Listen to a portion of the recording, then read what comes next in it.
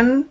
Estamos en el quinto encuentro de acompañamiento pedagógico virtual. Continuamos de este modo, trabajando a distancia, trabajando en forma tanto asincrónica como en este caso, como sincrónica en algunos casos cuando ustedes hacen reuniones de Zoom, y parece que vamos a trabajar durante un tiempo más así. En el encuentro de hoy nos vamos a referir a la mediatización. Vamos a entrar en lo que en el programa de la materia sería la unidad 2. Piensen ustedes que esta semiótica 1, es una semiótica de las mediatizaciones en época de plataformas, y que por lo tanto es un tema central de la materia. Nosotros vamos a recuperar aspectos entonces de lo que veníamos viendo, cuestiones vinculadas a la materialidad que afectan, que producen efectos entonces en la producción de sentido, y por supuesto vamos a volver sobre el modo de funcionamiento de la semiosis social del que hablamos en el encuentro pasado. Vamos a ver que, y esto va a ser central para entender los fenómenos de mediatización, la diferencia, la divergencia que hay en producción y en reconocimiento se da tanto a nivel mediatizado como en el cara a cara. Hace unos cuantos años me encontré con una pareja de amigos que yo no sabía que estaban embarazados. Primero vi a la esposa y después vi a mi amigo. Y entonces cuando me encontré con él le dije: ¡ay, qué pancita! Y entonces él me respondió: ¿qué, estoy más gordo? Fíjense cómo entonces esa distancia entre producción y reconocimiento implica siempre producción de sentido. Es decir, esto que planteábamos de que cada discurso es un punto del pasaje del sentido y en cada discurso se produce sentido nuevo. Esto hace que no pensemos al malentendido como un fenómeno extraordinario en la comunicación, sino como parte de ese proceso por el cual nunca jamás hay una semejanza absoluta entre un discurso y sus condiciones de producción o un discurso y sus condiciones de reconocimiento. Siempre se genera nuevo sentido, y eso es lo que hace que la semiosis social se constituya como una red infinita en el tiempo y en el espacio. Hoy vamos a volver sobre eso para pensar justamente que muchas veces, sobre todo en los últimos años, a partir del fenómeno tan popularizado de las fake news, se suele decir que es la comunicación mediatizada donde aparece el engaño, podríamos decir. Y acá lo que observamos es que no hay intercambio discursivo que no implique producción de sentidos, que no implique distancia respecto de sus condiciones de producción. Si hablamos de intercambio discursivo, de comunicación, hay solo dos posibilidades de comunicación: la cara a cara, la face to face, la interpersonal o la mediatizada. Cuando hay comunicación cara a cara es porque no hay distancia ni espacial ni temporal, y porque están involucrados la mayor parte de los sentidos en esa comunicación. Puede haber un contacto a nivel, por ejemplo, del tacto o incluso del olfato. Cuando hay comunicación mediatizada, en esa comunicación, para que sea posible, interviene un dispositivo técnico, un conjunto de ellos, que permiten que se produzca la comunicación generando a través del tiempo y o el espacio, y por lo tanto sin compartir un tiempo-espacio común y sin que participen todos los sentidos. En general se privilegian el audio y la vista, el oído y la vista en la comunicación mediatizada. Pero tanto la comunicación cara a cara como la mediatizada se trata de dos modos de comunicación complejos. No quiere decir que haya más verdad, más autenticidad en la comunicación cara a cara que en la mediatizada. Tampoco sabemos si la comunicación cara a cara es previa, podríamos decir, a la mediatizada. La complejidad de la comunicación está dada por el propio funcionamiento de la producción de sentido, como veíamos. Esa ruptura entre producción y reconocimiento se da indistintamente, no importa si es una comunicación cara a cara o una comunicación mediatizada. Hay mediatización además desde el principio del proceso de humanización. Conocemos pinturas rupestres de más de 30.000 años de antigüedad, de modo tal que culturas del pasado, desaparecidas hace muchísimo tiempo, nos dejaron datos acerca de ellas gracias a la mediatización. A nosotros nos interesa la mediatización especialmente a partir de la era moderna, cuando aparecieron los llamados medios masivos, eso que luego vamos a definir como el broadcasting, y en el momento actual, contemporáneo, en el que además la aparición de Internet y las redes sociales, del networking, ha complejizado enormemente el ecosistema mediático. Cuando hablamos de mediatización, diferenciamos del concepto de mediatización, que por ejemplo un gran teórico de la comunicación latinoamericano como Barbero planteaba, porque la mediatización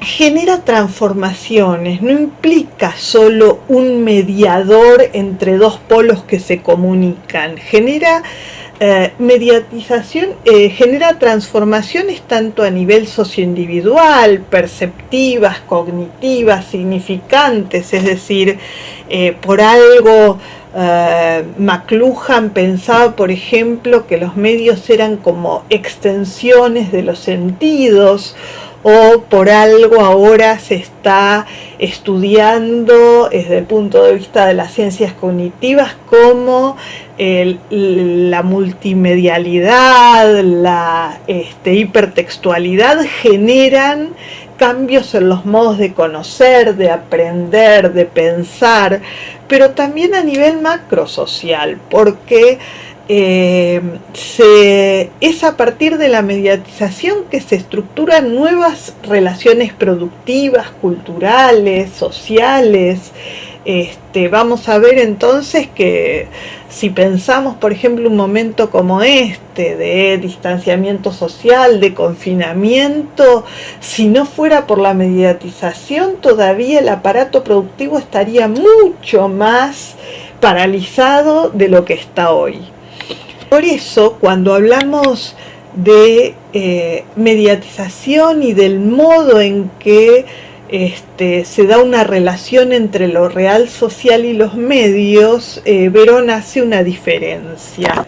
En un primer momento, lo que Verón denomina una sociedad mediática es una sociedad en la que los medios representan, reproducen eso que está fuera de ellos, es decir, lo que sucede en la sociedad industrial, que es reflejada y que permite la comunicación a través de esa mediatización.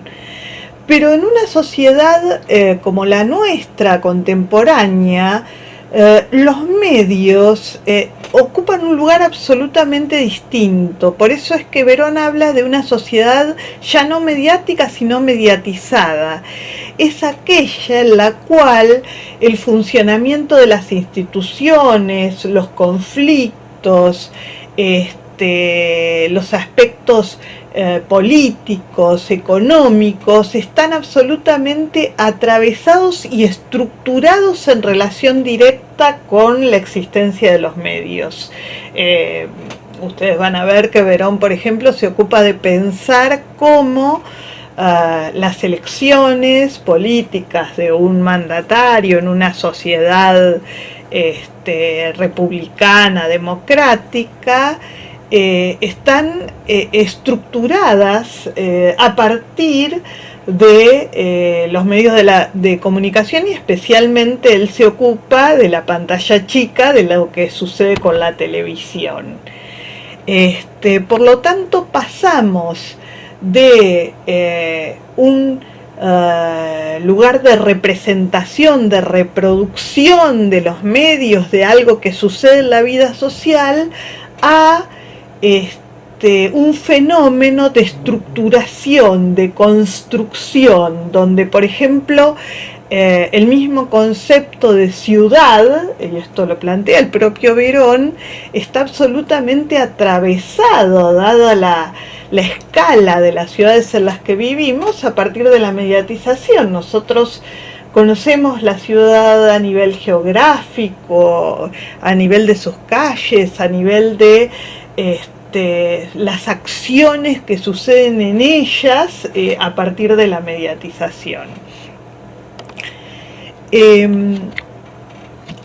¿Cómo entendemos nosotros la mediatización? A partir de tres series que son relativamente independientes: la serie tecnológica de los dispositivos técnicos, la serie discursiva de los géneros y de los estilos, y la serie de las prácticas sociales, de esos intercambios que suceden tanto en producción como en recepción.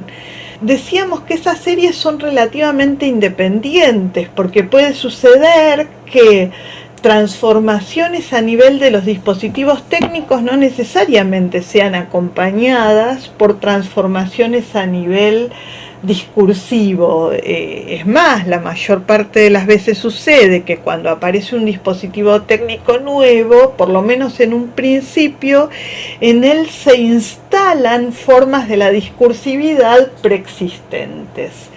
Algo que es muy importante de este esquema que estamos observando acá es que podríamos decir que esa transformación es de doble vía. Así como el estilo de una época produce efectos, produce novedades en la mediatización, también los fenómenos de la mediatización afectan a la época, y es allí donde se da esta relación que planteaba Verón, de que la vida social está estructurada por los medios. De esas tres series, nosotros en esta clase nos vamos a ocupar de la primera, de la serie de los dispositivos técnicos. ¿Qué es un dispositivo técnico? Es un herramental tecnológico que posibilita variaciones en diversas dimensiones de la interacción comunicacional. Variaciones, entonces, que permiten que se produzca comunicación más allá de la situación del cara a cara. Esas variaciones son variaciones de tiempo, de espacio, de presencias del cuerpo, etc. Imaginemos cuando enviamos un WhatsApp. Ese WhatsApp va a ser recibido por alguien que se encuentra en otro espacio, es decir, hay allí un salto espacial. Pero además, si esa persona lo lee o lo escucha, en caso de que se trate de un audio, tiempo después, hay allí además una variación, un salto temporal. Se trata de una comunicación asincrónica. Y si ese audio además si se trata de un audio, entonces hay algo de presencia del cuerpo, a diferencia de si se trata de un WhatsApp escrito. La voz humana, y esto los que estudiamos medios de sonido lo sabemos hace mucho tiempo, la voz humana es parte del cuerpo. Hay algo en la voz humana que es absolutamente identitario, que hace que cada persona sea totalmente distinta de acuerdo al sonido de su voz. Por eso, para nosotros, un dispositivo técnico no es solo tecnología, no es solamente un soporte material, sino que produce efectos de sentido, implica, genera un tipo de vínculo particular en esa comunicación, como veíamos cuando trabajamos la materialidad, que no es lo mismo comunicar a través de palabras, que a través de imágenes, que a través de un audio, que en una situación de directo, donde no hay distancia temporal, que en una situación donde sí hay distancia temporal. Observemos esta fotografía. Esta fotografía es una fotografía célebre en la cual lo que vemos es un conjunto de niños corriendo, desesperados, dos de ellos llorando, una niña desnuda. Están como escoltados por un grupo de soldados. Ya la sola relación entre niños y soldados es una relación como muy fuerte, y están huyendo todos ellos de una enorme humareda que parece que ha hecho desaparecer el mundo en el que vivían, ¿no? Y que pone en peligro su propia vida. Esta fotografía, digamos, cuando la vemos, importa el contenido, esto que planteaba Fernández cuando empezó a hablar de las materialidades. Ahora, si lo pensamos desde el punto de vista del dispositivo técnico, esta fotografía, ¿qué es? Es una imagen. Es una imagen, como el resto de las imágenes, es icónica desde el punto de vista de los modos de funcionamiento del sentido que plantea Peirce. Es icónica porque tiene una relación de semejanza con aquello que representa, con su objeto. Pero no solo es icónica, es una imagen icónica indicial, porque además tiene una relación de existencia con ese objeto. Es decir, la cámara fotográfica ha tomado lo que estaba presente frente a ella en el momento de la toma.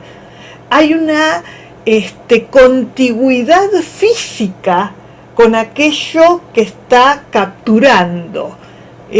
Por eso es que se trata de una imagen icónica indicial. Eso que vemos, que son cuerpos humanos corriendo en una ruta, algunos desnudos, otros vestidos, unos niños, otros adultos, unos soldados, otros no, han existido, y esa existencia ha sido capturada en ese momento por la cámara, de modo tal que desde el punto de vista espacial, la cámara ha tomado un espacio determinado, ese espacio abierto que estábamos describiendo recién, donde hay presencia de un conjunto de cuerpos humanos corriendo como hacia nosotros. Desde el punto de vista temporal, lo que ha capturado es un instante que desde el momento en que la cámara lo capturó ya es pasado. Por lo tanto, cuando vemos una imagen fotográfica, lo que estamos viendo, según Roland Barthes, en un gran libro que escribió, que se publicó en 1980, que se titula La Chambre Claire, la cámara lúcida en su traducción al español, es una conjunción de real más pasado. Lo que caracteriza lo indicial, que es, como decíamos, un tipo de relación existencial entre el signo y su objeto, un tipo de relación causal, física, es el cuerpo, el lugar del cuerpo, es el fenómeno del contacto. Por eso para él eso fundamentalmente se da en la televisión y se da especialmente en eso que él llama la relación de los ojos en los ojos, cuando hay un conductor que está mirando a cámara y que es como si nos estuviera mirando a nuestros ojos. Es ahí donde se produce el contacto indicial fundamental. Nosotros veíamos que ya la fotografía es un dispositivo icónico indicial y que forma parte de un conjunto de dispositivos mediáticos muy importantes que son icónico-indiciales, y que incluyen entonces el cine, la televisión, la radio. Lo interesante de esto es que Verón observa cómo el proceso de mediatización, especialmente en el caso de los medios masivos, involucró primero un orden de funcionamiento del sentido que es para Peirce el orden simbólico, el orden de la palabra escrita, la prensa, tiene una relación, como decíamos, arbitraria, por convención con su objeto, y que luego involucró lo icónico, la relación de semejanza, el lugar de la imagen, y en último lugar, esto que es para él el funcionamiento del contacto.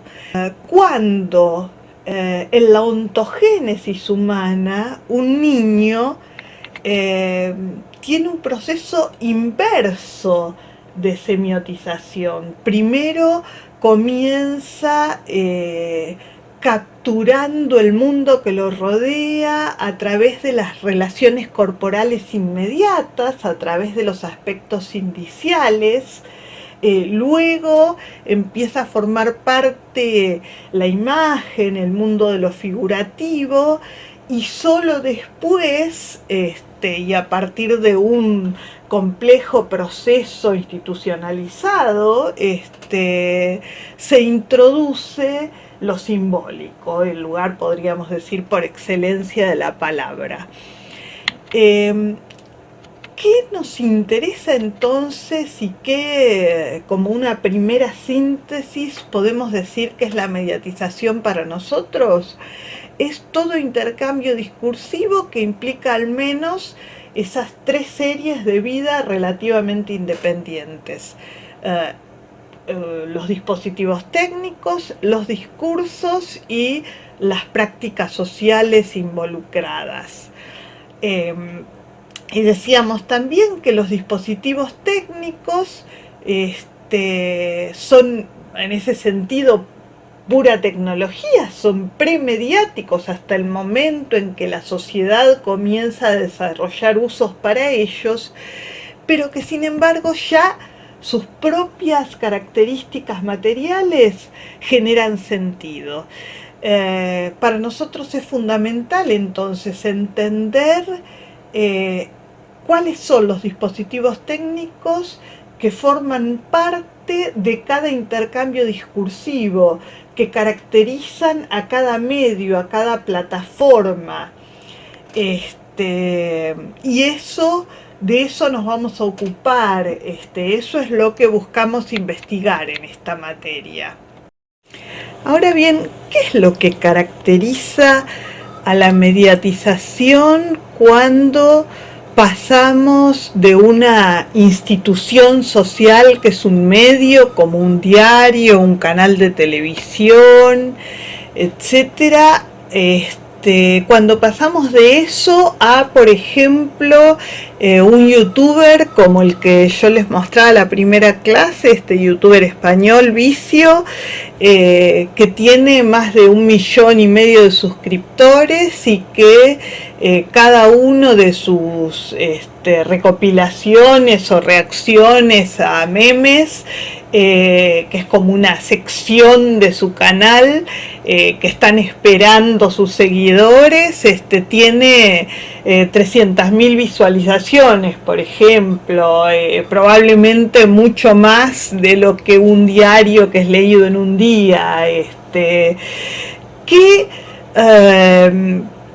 ¿Cuáles son esas grandes transformaciones que están vinculadas con el networking desde el punto de vista de la mediatización?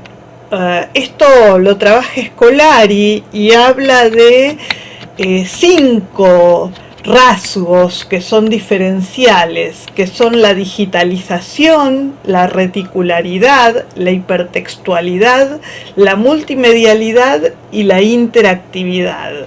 Desde el punto de vista plenamente tecnológico, materialidad, la materialidad de toda discursividad hoy en día es el bit, es digital, de tal modo que uno podría decir que hay como una suerte de igualación en todos los discursos, y es esa digitalización la que permite que se pueda comprimir y guardar en buena calidad tanto dato escrito, tanto audio, tanta imagen, tanto dato audiovisual. Pero además, a diferencia de lo que sucedía con los medios masivos que funcionaban de uno a muchos, pocos emitían para muchos que recibían el mismo mensaje, lo que caracteriza esta situación es la reticularidad, es ese funcionamiento que no es, digamos, de hoy, que ya estaba presente, por ejemplo, en el teléfono, antes del celular, que implicaba ese funcionamiento en red distribuida, donde muchos se conectan con muchos, muchos pueden emitir y muchos pueden recibir. Y eso es lo que hace, por ejemplo, que un youtuber pueda convertirse, podríamos decir, en una suerte de medio en sí mismo. Por otra parte, la posibilidad de relación entre textos y entre discursos ya no es lineal ni jerárquica, sino que es hipertextual. El link que implica solamente apoyar, digamos, el cursor en determinado lugar, nos permite saltar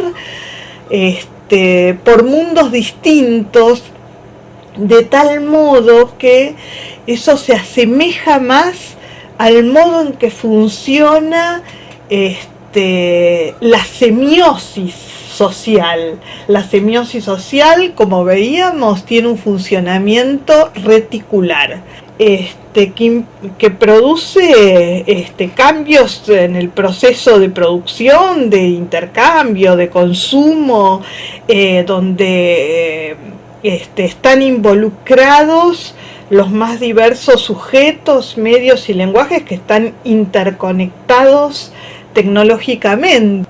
Hoy en día la mayor parte de los contenidos con los que tenemos contacto son contenidos multimedia que han hecho converger lo que antes eran medios separados, la radio por un lado, el cine por otro, la prensa por otro, converger todos juntos.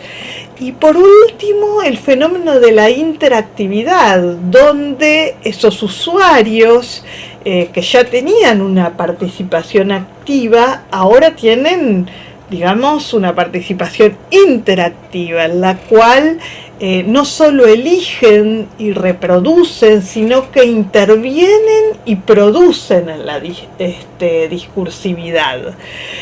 De modo tal que en esa convivencia de dos ecosistemas distintos, que es el ecosistema de los medios masivos, el del broadcasting, el del uno a muchos, y el del networking, el de los medios en red, el de muchos a muchos, genera lo que Fernández denomina el post-broadcasting, que es este momento enormemente complejo en el que se combinan esas lógicas que forman parte del funcionamiento de los medios masivos con esas otras lógicas que forman parte del funcionamiento de los medios en red.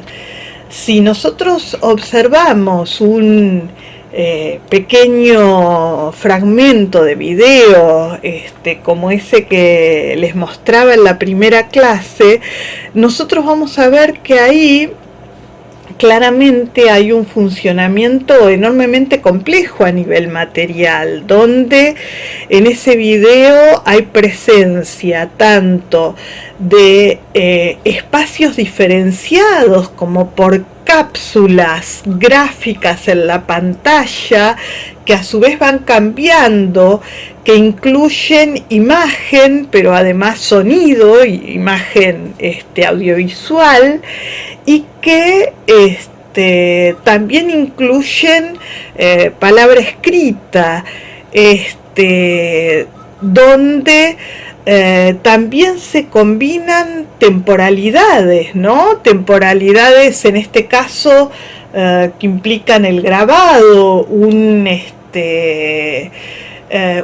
TikToker que se está grabando a sí mismo bailando con una peluca de pelos amarillos, y que eso se combina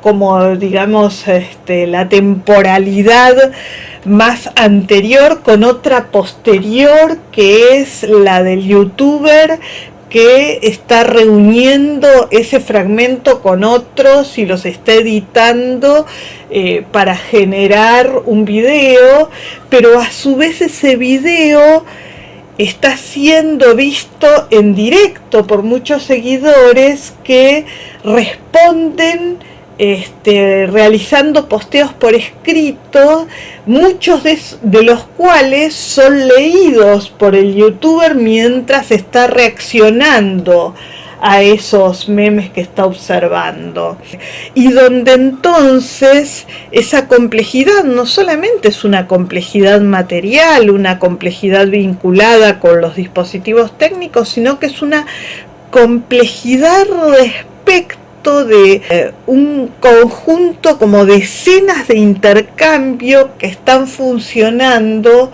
como por capas. El problema entonces de la mediatización es un problema que nos va a seguir convocando y del que nos vamos a seguir ocupando en el próximo encuentro virtual, que va a ser sobre las plataformas específicamente. Gracias.